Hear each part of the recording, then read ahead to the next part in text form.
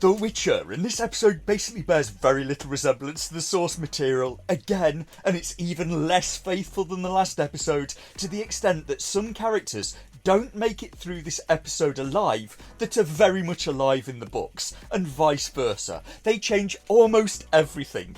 In the source material, it's nearly all Geralt's point of view, whereas in the series, I don't think he's even there for most of it. And by the next episode, a large set of unicorn balls probably get more screen time than Henry Cavill does, and I wonder if that phrase has been said before in human history.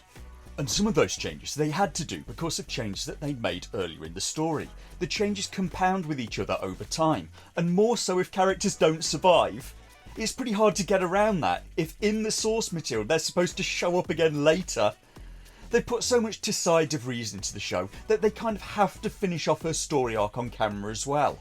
They also wanted more representation in the show, and as a result, they have to cut away in the middle of an action sequence to visit Jaskier and Radovid, and that breaks the momentum of the sequence. In the series, but not in the book, they cut away from Aretuza to a lover's quarrel between Radovid and Jaskier. Yes, really. The magic barrier that Yen had placed around Ciri had worn off, and Radovid went into Ciri's cabin.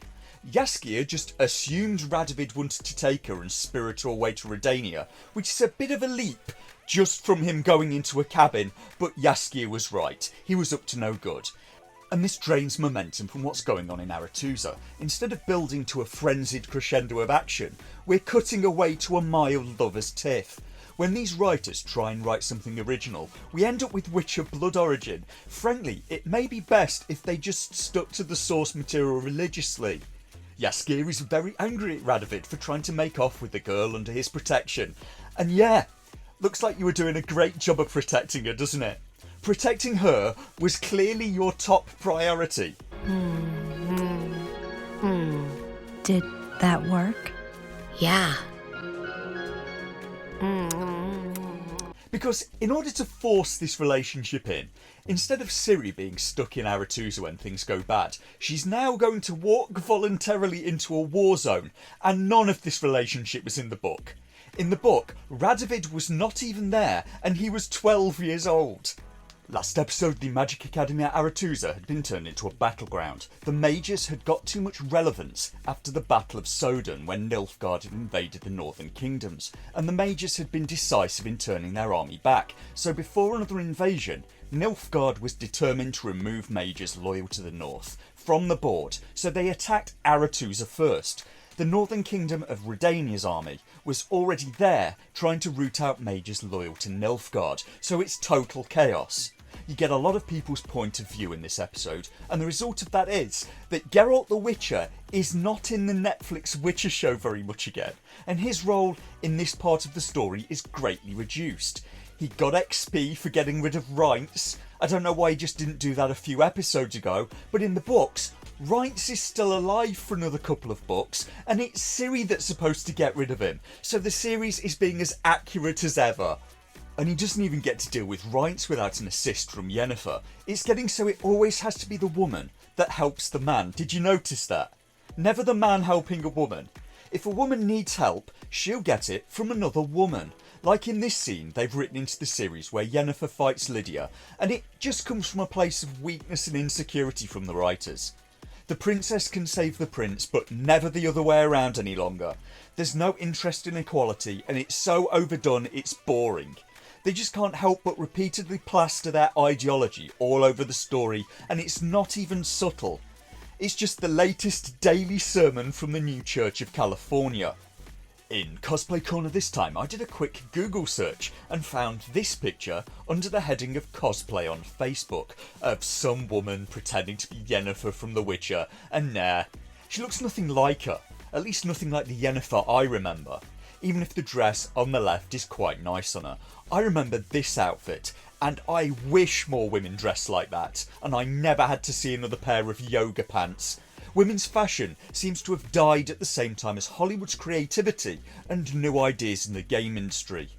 And I thought I'd also have a look at this. Now, this is a picture of Fringilla Vigo from the Witcher games, and here's the Netflix adaptation. I'm led to believe that there are parts of the source material where Fringilla gets mistaken for Yennefer. though I imagine they're going to drop that part from the series, and looking at the change from Season 1 to Season 3, Fringilla must have been on the margarita diet. At the start of the episode, Geralt has a knife at his neck because Dijkstra somehow teleported in the last episode, and fighting has broken out in the Conclave of Mages, and right away I think the episode is making mistakes, because we have a lot of Yennefer's POV again, which didn't really exist in the book.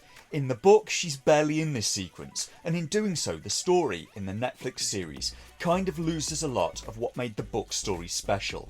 And I don't even think the book story is perfect. I would have changed a few minor things. Mainly when Yennefer sends Ciri away to safety, I would have had her stay to guard Ciri, and write another way of getting Ciri away from her. Maybe have them get attacked by Vilgefortz, and that's when Yennefer tells Ciri to run, while she tries to hold him back. That would add extra edge when Vilgefortz turns up again later, and comes after Ciri and Geralt. More so if you leave the audience not knowing what happened to Yen, as the book did already. The book story breaks a lot of rules, at least a lot of the rules of TV and film, where the standard tends to be show don't tell. And it's that way because, take something like Star Wars, the showdown of Luke and Vader at the end of Return of the Jedi. The audience wanted to see that conflict in person, and would probably not have liked being told what happened off camera instead. The big bad guy getting their comeuppance, people want to see that.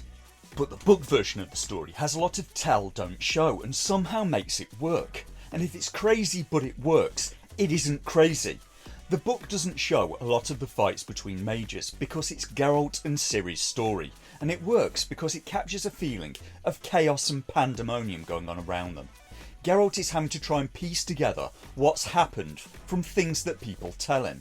He doesn't know where Yennefer is, he's trying to find Ciri, and Ciri is trying to follow Yen's instructions and get out of there to safety, and around them everything is exploding and falling apart. So although it breaks what's become a standard rule of TV and film, show don't tell, it kind of works because the way Geralt sees things in these scenes is the way humans see things. You aren't there in person to see everything important that happens. People will tell you things second hand that may or may not be true. And just as there's ambiguity and not knowing in life, so there is in the book story. And that's lost in the series. There's a lot going on. The mages were having their conclave and party, and the northern mages took this opportunity to move on their enemies, aided by the army of the northern kingdom of Redania, and they're attacking the mages not on their side, who back the south and Nilfgaard. The Redanians have started to round the enemy mages up and put them in shackles that prevent magic use, saying that Nilfgaard was preparing to attack the north again. In both series and book, it's Tessai de Vries that frees the captured mages. What differs is that in the book, Ciri was in the room, but Geralt wasn't, and in the series, Geralt was there, but Ciri wasn't. In the book, Tessai freed them because Ciri had a vision of what was happening on the greater continent, that it was instead the northern kings that were readying to invade Nilfgaard, whereas in the series, Tessai mostly did it because she fancies Vilgefortz. And would this section of the book have translated well to screen? I don't know for sure. Would the audience have been happy if they'd not seen any of this happen firsthand, and instead have learned about it by Kira telling Geralt, while explosions go off in the background like it's D-Day? I personally would have liked it, because I wanted to see Henry Cavill try and lift the actress playing Kira Metz. I would have laughed so much. He does a lot of workout videos online, and that would have been a workout. Trying to walk up a flight of stairs carrying her and trying to look graceful. I would have laughed so much watching him try and struggle his way up some steps, trying not to drop what I imagine would be like trying to heft a £200 bag of cookie dough. He would probably have to throw over one shoulder like a fireman. So as soon as Tessai de Vries sets them free, all of the wizards start fighting, and it isn't very impressive. Lots of people waving their hands around while someone else pretends to get choked. It's lame, but the showrunners really wanted to get a scene of Margarita being a strong woman in there, even if she wasn't even there in the book. Dijkstra and Geralt have a fight, and Tessai quickly comes to regret her choice when Vilgefortz goes through with his plan and lets in a force of Nilfgaardians and elves to join the fight. He had something similar planned to what the Redanians did, he just did it a little later. The mages go to fight the invading elves, and Tessai says to them, you will never take Aretusa. And she maybe means you'll never take Aretusa back, seeing as the humans stole it in the first place from the elves built it on land that they stole from the dwarves. There are not many good guys in the original Witcher source material. The elves have arrows tipped with dimeritium, the same thing the shackles are made out of, so they can't be stopped by magic, and Tissaia just gets annoyed and evaporates Filavandrel. It must come as a bit of a shock to the actor. I mean, he's still alive at the end of this book. Fringilla offs her uncle and then says to Fiona, "I too thought I'd lost everything." Well, you hadn't. You did still have your uncle. He's kind of been nothing but good to you and has been constantly looking out for you since the first season, and look what he got for his trouble. And the fights in this episode are not great. How can I put it? The actresses playing Margarita and Kira are not exactly natural athletes. Realistically, how much damage is Kira the mage going to do to an armoured soldier by kicking them in the shins? And Margarita just pushes a guy over. The actress who plays Margarita strikes me as someone that probably gets out of breath when she sees a pie. And as a result, unlike Henry Cavill, in a fight sequence her movement is not exactly dynamic. Jesus.